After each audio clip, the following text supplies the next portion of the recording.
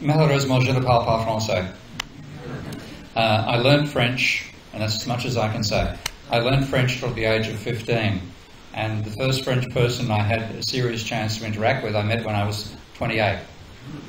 Donc j'ai appris le français jusqu'à 15 ans, et la première personne parlant français avec qui j'ai eu la chance de pouvoir vraiment interagir, j'avais 28 ans.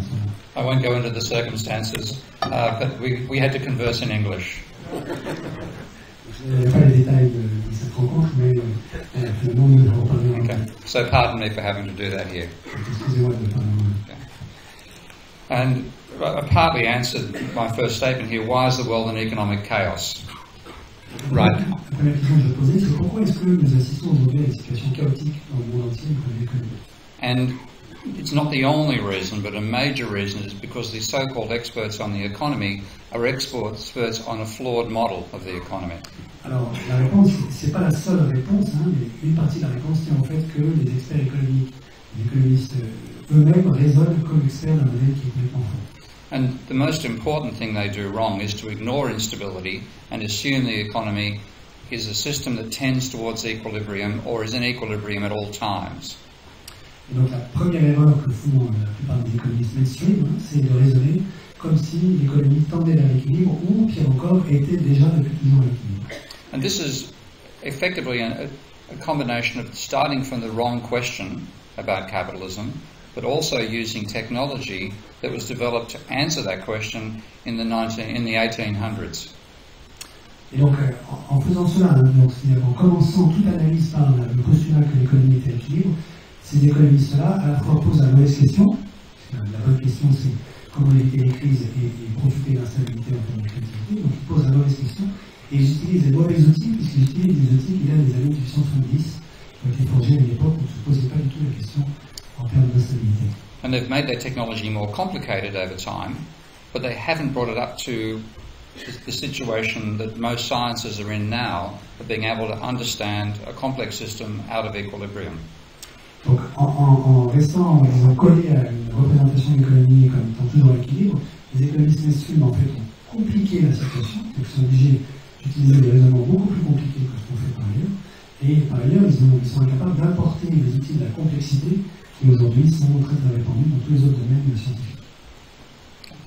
And a crazy thing they do, truly crazy, because people think economists are experts on money, is they ignore money and they ignore debt. Donc le plus fou dans cette affaire, c'est que bien que nous soyons tous convaincus que la spécialité des économistes est s'occuper de la monnaie, en réalité ces économistes mainstream ignorent la monnaie et ignorent la possibilité qu'il y ait des dettes. And they treat, they are somewhat more complicated on this front, depending on which brand of mainstream economics you're talking about. They tend to treat the government as being like a business, and therefore recommended behaving in ways that businesses should behave, when truly it's more like a bank. And I'll explain that later. Donc il va expliquer davantage dans une seconde, hein, mais la troisième grande erreur, hein, la première c'est l'équilibre, la deuxième c'est ignorer la monnaie, la troisième c'est de traiter le gouvernement comme si le gouvernement c'était une entreprise privée qui faisait du business, alors que selon style, le gouvernement fonctionne bien davantage comme une banque. Actually, I'll just explain it now because I tend to forget these things later. The essential point about the government is it is one of two institutions in our society that can create money. But to create money, it has to run a deficit. And conventional theory tells it should be either balanced or run a surplus. Donc, il explique tout de suite, parce que sinon je suis dans cette explication. Le fondement de l'erreur qu'il est en train d'énoncer, c'est que en réalité, le gouvernement est l'une des deux grandes institutions dans les économies qui peut créer la monnaie. La seconde, on le dira tout à l'heure, ce sont les banques commerciales. Hein. Le gouvernement peut créer la monnaie, la banque centrale peut créer la monnaie, mais pour ce faire, le gouvernement, en tant que gouvernement, a besoin d'avoir un déficit. C'est intrinsèque au fonctionnement du gouvernement. Et si on le pense comme étant une entreprise privée qui va évidemment être à l'équilibre, alors on l'empêche de réaliser sa fonction. So because conventional economists not just control the government, they set the mindset by which politicians think and by which bureaucrats are forced to behave. Because of that, the government's not doing its job of creating money in the economy by running a deficit, which is leading to the crises, amplifying the crisis in Europe. Alors, donc, les économistes mainstream n'ont évidemment pas pris le contrôle au sens violent du gouvernement. Ils ont pris le contrôle des esprits qui travaille pour les gouvernements, en particulier la bureaucratie, l'administration publique, qui donne ses conseils. Et de ce coup, cette administration publique et la plupart des politiciens sont convaincus que le gouvernement fonctionne comme une entreprise privée. Donc, il n'y a pas le droit d'avoir des déficits. Ce qui fait qu'ils s'interdisent à eux-mêmes de faire le métier, le boulot que devrait faire un gouvernement, à savoir avoir des déficits pour créer la monnaie pour l'économie réelle. The real expert on the economy who was ignored before the crisis was Hyman Minsky. Le véritable expert sur l'économie, qui était complètement ignoré par les économistes mainstream jusqu'à la crise de 2008, c'est un économiste américain qui s'appelle Hyman Minsky. And his argument about capitalism was a completely different perspective for looking at the system. So he started from the proposition that capitalism is inherently flawed, being prone to booms, crises and depressions. Le point de départ de Minsky, c'est, disons, vous voyez bien, c'est complètement orthogonal à la représentation des économistes néoclassiques, c'est de dire que le capitalisme intrinsèquement est instable, il est intrinsèquement soumis à des booms, à des crises et à des dépressions. And he said this instability is due to characteristics the financial system must possess. In other words, they're not things you can reform away, must possess, if it is to be consistent with full-blown capitalism. Et le point central, c'est que pour Minsky, cette instabilité du capitalisme n'est pas un accident qu'on pourrait essayer de réparer, c'est intrinsèque à la nature profonde du capitalisme financier et à la manière dont fonctionne le finance. And the point he makes verbally is that he says such a financial system will be capable of both generating signals that induce an accelerating desire to invest and of financing that accelerating investment. Et donc, alors, si on descend un petit peu dans le détail, donc le système financier pour Minsky, c'est un système qui est capable de générer des signaux, notamment les prix, qui permettent à la fois d'accélérer le désir d'investissement et de financer ce désir d'investissement. Now, I want to point out just how inherent these flaws are by identifying three undeniable facts which are so true, denying them is like denying gravity. Alors maintenant, donc, Steve va essayer de montrer trois faits qui sont absolument indéniables. Essayer de nier ces trois faits, ce serait aussi ridicule que vouloir nier la gravité. And this happens to be a model that Gael and I are working on jointly, a set of equations which I've interpreted in a different way that Gael hasn't seen before tonight, I think. Et donc ceci, Steve fait ça en utilisant des équations sur lesquelles nous travaillons l'un et l'autre, et puis un certain nombre d'autres personnes qui sont dans la salle, que je connais. Mais donc, Steve va nous montrer l'interprétation ce soir que je ne connais pas encore. So this is a system of dynamic equations that define a dynamic system modeled out of equilibrium. Donc il s'agit d'équations qui rendent compte d'une dynamique, des équations différentielles, hors équilibre. And the first equation you can summarize verbally by saying the rate of employment rate will rise if economic growth exceeds the sum of population growth and the increase in labour productivity. Donc le premier point, effectivement je ne connais pas, je découvre, c'est que, donc ça c'est une nouvelle manière de présenter l'affaire. Donc dans ces dynamiques telles que la présente Steve, le taux d'emploi va augmenter si seulement si le taux de croissance de l'économie réelle est supérieur à la somme du taux de croissance de la population et du taux de croissance de la productivité du travail. The second equation says the workers' share of output, what workers get as wages as a share of national income, will rise if wage demands exceed the growth in labour productivity.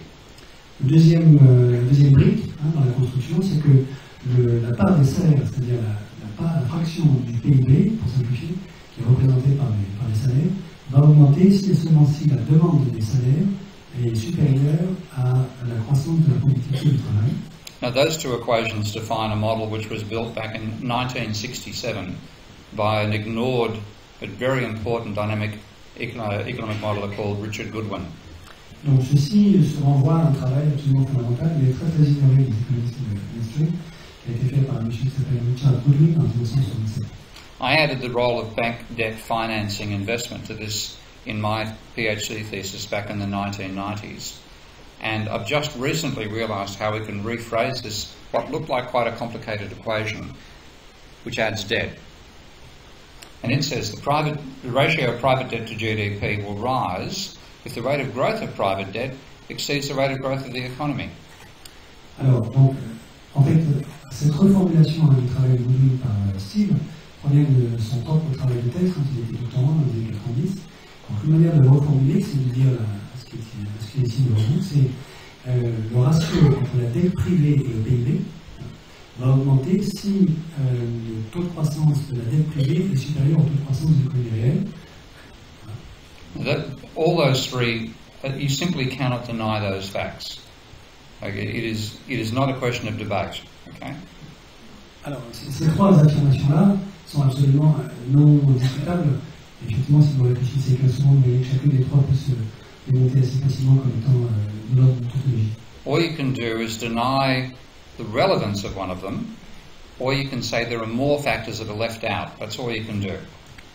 Donc, tout ce qu'on peut faire par rapport à ces trois affirmations, c'est soit nier qu'elles ne sont pas pertinentes, au fond, à côté du sujet, ou bien prétendre qu'elles laissent de côté, qu'elles laissent dans l'ombre un certain nombre d'autres phénomènes économiques qui sont plus importants. Now, what the conventional economics does is deny the relevance of the third fact. Alors, donc, ce que fait l'économie néoclassique, c'est qu'elle nie l'importance, la pertinence du premier fait. And here are two quotes from two economists that confirm that. This one says, think of it this way, when debt is rising, it's not the economy as a whole borrowing more money. It is rather a case of less patient people borrowing from more patient people. And that's Paul Krugman. Voilà. Donc, excusez-moi, j'ai dit premier effet, mais c'est le troisième en fait. Donc, le style est en train de commenter le troisième. Et de dire, de fait, l'économie néoclassique nie l'importance du troisième, puisqu'elle prétend que dans une économie, s'il y a quelqu'un qui s'endette, il y a forcément un créancier en face, et que donc au niveau agrégé, au niveau macroéconomique, la taille de la dette privée n'a pas d'importance. Si une économie, si quelqu'un s'endette dans l'économie privée, ça ne veut pas dire, d'après Krugman, que cite Steve, qui est le label, comme vous savez, une économiste qui a beaucoup de renom aux États-Unis, sur la côte Est. Si quelqu'un s'endette du côté de l'économie privée, ça ne veut pas dire que l'économie s'appauvrit, puisqu'il y a un créancier en face, qui lui s'enrichit. Donc au niveau agrégé, c'est l'argument Krugman, la dette privée ne joue aucun rôle. Now, the second author is also fairly well known. This is Ben Bernanke. And he argued, he rejected Irving Fisher's debt deflation theory of Great Depressions in his book Essays on the Great Depression. And he argued that without implausibly large differences in spending propensities between groups, pure redistributions, which is what he saw debt as, should have no significant macroeconomic effects. Donc une deuxième illustration de la cécité de l'économie néoclassique par rapport au fait fondamental lié au ratio dette privée sur PIB que Steve essaie de mettre en avant, c'est un autre économiste qui est vraiment aussi connu que Krugman, qui s'appelle Gael Giraud, qui est l'ancien patron de la Banque centrale des États-Unis, Gael Giraud, qui dit en gros la même chose que je vous ai raconté à propos de Krugman, c'est-à-dire au fond, puisque la dette privée comme telle n'a pas d'importance, puisqu'elle est juste le reflet du fait qu'il y a quelqu'un qui est créancier en face qui lui s'enrichit, ça veut dire que la distribution de la richesse sous forme de dette ou de créance, vous voyez, si quelqu'un a des dettes, ça veut dire qu'il devient plus pauvre par rapport à quelqu'un qui a des créances, donc c'est juste une redistribution de la richesse. La distribution de la richesse n'a pas d'importance au niveau macroéconomique.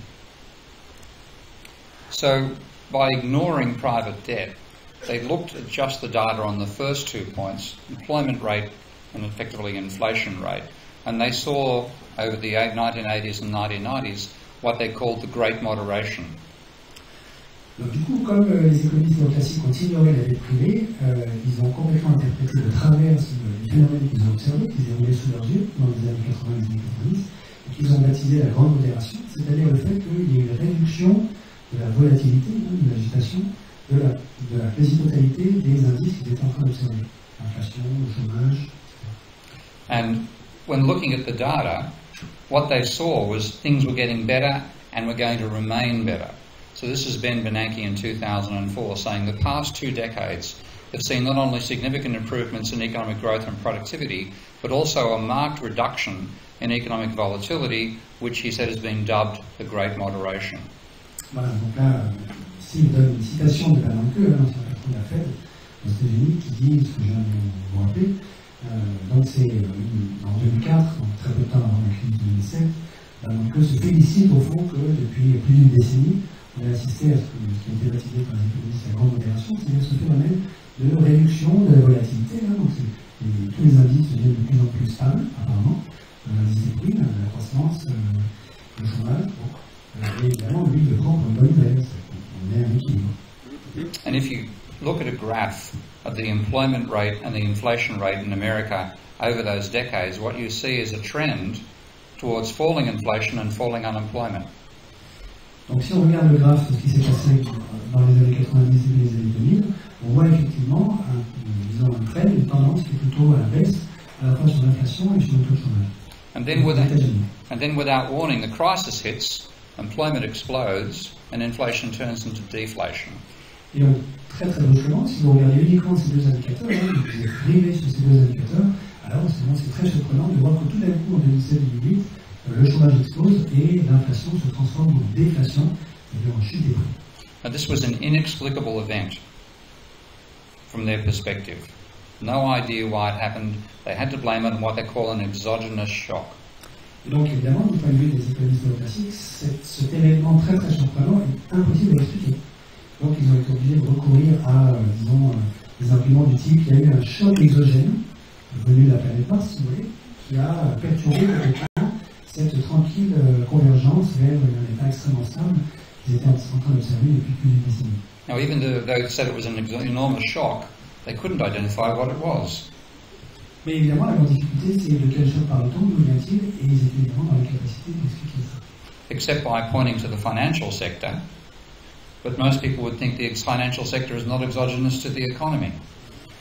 Et du coup, un certain nombre de ces économistes ont dit le choc exogène, il provient du secteur financier, et ce qui pose une question redoutable, puisque ça voudrait dire que le secteur financier est exogène par rapport à l'économie réelle, ce dont assez peu d'entre nous sont convaincus. So think how strange it is to have an economic theory that treats the financial sector as being outside the economy.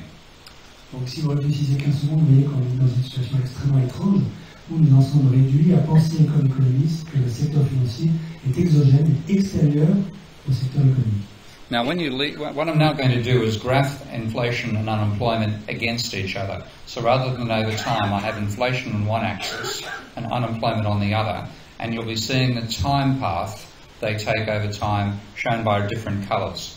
Donc, ce que va faire Steve maintenant, c'est représenter de nouveau l'inflation et le taux d'emploi, mais avec un point de vue, le taux de chômage, pardon, plutôt, mais dans une perspective différente de celle qu'on a vue précédemment. Donc il va mettre. So that's starting from here, and then you have this explosion in inflation and unemployment. Donc là, vous suivez la courbe dans le temps. Hein. And then they decline back, and they cycle down to here, and it looked like everything was getting to a perfect situation of low unemployment and low inflation in 2008. Alors donc je réexplique rapidement. En abscisse, vous avez le taux de chômage, en ordonnée, vous avez le taux d'inflation. Donc Steve vient de vous décrire la trajectoire historique de ces deux variables, que vous avez dans le plan, donc chômage-inflation. Et ce qu'il est en train de dire, c'est qu'à un certain moment, juste avant qu'on atteigne le segment, le quasi-segment de droite rouge, eh bien, on est en train de converger vers un état idéal où on est dans la partie sud-ouest du tableau, c'est-à-dire un taux de chômage très faible et un taux d'inflation très faible. Donc c'était la situation idéale. And then suddenly, without warning, it blasts out here. No explanation. Et donc, brutalement, l'économie a suivi la trajectoire de la courbe du segment de droite rouge, donc une explosion du chômage et un effondrement du emploi. But remember those three equations I told you about earlier. This is looking at it from the point of view of just two of those variables, inflation and wages, but not the level of debt. Et donc, ce que dit Steve, c'est que dans cette analyse-là, enfin, dans le fait qu'on soit complètement incapable d'expliquer pourquoi tout d'un coup il y a cette catastrophe du segment rouge, alors que tout semblait aller pour le mieux, en fait, ça provient du fait que sur les trois faits qu'il a rappelés dans la diapositive précédente, il y en a un qui a été complètement ignoré par les économistes classiques, qui est le fait qui concerne la dette privée. So let's tilt that square up and see the box and see the level of debt as well. Maintenant, il va introduire le niveau de la dette privée. Donc maintenant, on est en dimension 3, puisqu'on rajoute une troisième variable. And now I can see what they were ignoring was over this process, the level of debt was getting higher and higher and higher until the crisis occurred and then collapsed. Donc voilà, ce que vous voyez maintenant dans le cube, dans la dimension 3, c'est que les économistes ont complètement ignoré la troisième dimension, qui est l'explosion de la dette privée. Donc ils regardaient tout dans le plan que vous avez au sol de ce cube, ils ne voyaient pas du tout la troisième dimension. Alors s'ils avaient jeté un œil sur la troisième dimension, ils auraient vu qu'en réalité, pendant que tout semblait converger tranquillement vers un point d'équilibre inflation-chômage, en réalité, pendant ce temps-là, la dette privée était en train d'exploser, jusqu'à ce qu'elle devienne tellement intenable que le crack financier arrive. Now, when I include rising debt, this is my model now. The model that I've just mentioned a while ago that Gael and I are extending, that includes debt as well. Ok, donc là maintenant, le graphe qui est à droite, c'est ce que donne le modèle de Steve, sur lequel je travaille aussi, d'autres personnes dans la salle, lorsqu'on introduit explicitement la dette privée dans la dynamique, dans l'équation différentielle, dont je vous ai parlé tout à l'heure. And you can see the similarity in the two systems. Voilà, donc à gauche, vous avez ce qui s'est passé historiquement aux États-Unis, à droite, vous avez une simulation numérique d'un modèle théorique. Et donc là, vous voyez bien que le modèle théorique reproduit quelque chose qui est assez semblable à ce qu'on a observé historiquement, c'est-à-dire, vous voyez, on commence certainement en bas à gauche, dans le cube, du côté de la courbe bleue, on suit les cycles, on converge apparemment assez tranquillement vers un point où tout se passe bien, si vous regardez tout sur le plan et tout seul, et en réalité, pendant ce temps-là, le niveau de la dette est déjà en train d'augmenter. Et au bout d'un certain moment, le niveau de la dette devient insupportable, et donc on arrive à un crack que simule très très bien le modèle théorique. So that's the insight from a complex systems dynamic monetary view of capitalism, which Gael and I and a handful of other economists are developing. This is what the mainstream ignores and suppresses, and that's why the crisis came out of the blue and why economics is so dangerous for the health of society. Donc, le modèle dont vous voyez une simulation à droite, c'est le modèle sur lequel travaille Steve, moi-même, quelques personnes dans la salle, d'autres économistes, des chercheurs, des mathématiciens, qui en fait essayent de rendre compte, avec ces équations différentielles, des caractères intrinsèquement instables du capitalisme, d'un capitalisme monétarisé, dans lequel la monnaie joue un rôle absolument fondamental. Et c'est parce que les économistes mainstream ne voient pas ça qu'ils sont en fait dangereux pour la santé de nos économies. And being the country of Thomas Piketty, this is a good point to raise one more issue about this model, because when you analyse this model again, you find that rising inequality and rising private debt are directly related. So in this model, even though capitalists are the ones who borrow the money, the people who pay for it are workers through a smaller share of income. Donc comme nous sommes dans le pays de Thomas Piketty, c'est intéressant de faire remarquer qu'avec ce type de modèle, vous pouvez montrer assez facilement que l'endettement privé est une mauvaise nouvelle pour les salariés. En fait, c'est concomitant d'une explosion des inégalités, parce que ceux qui paient la dette, en réalité, ce sont les salariés, à travers une réduction de la fraction du salaire dans le pays. So what you see is a trend of cycles of the workers' share declining over time.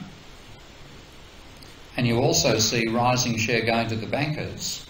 And for the capitalist point of view, everything's heading around equilibrium.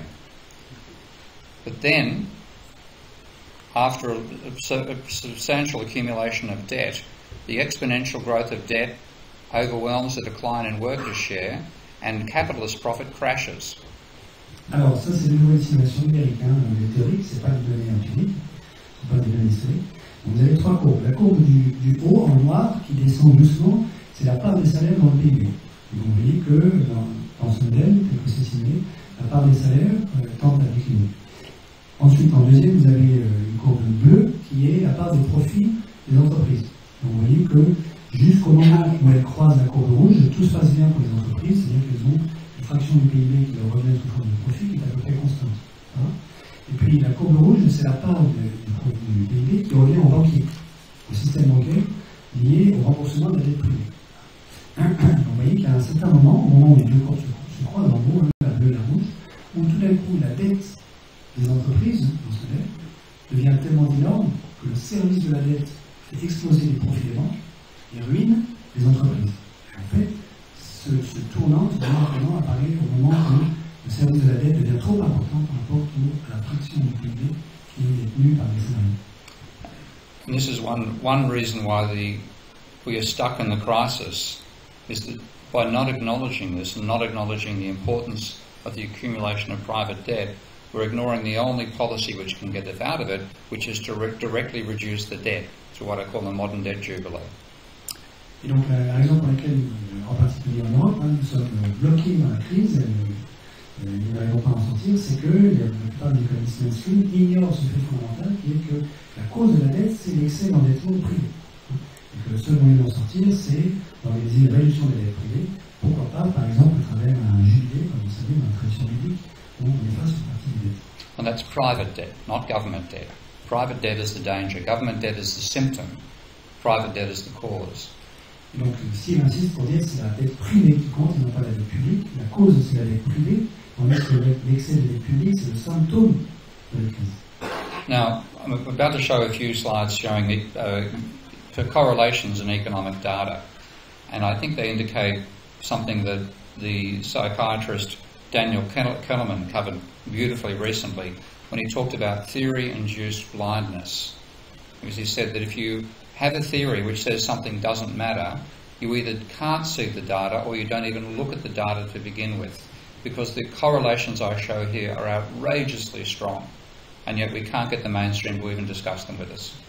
Donc là maintenant, Steve va nous montrer des corrélations, c'est-à-dire des relations de variables qui bougent en même temps dans la même direction, et plus ou moins dans la même proportion.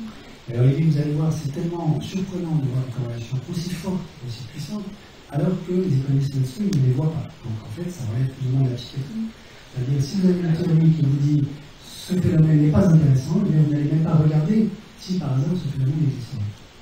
So this is correlating the annual change in private debt with the level of unemployment in America, and the correlation is minus 0.93.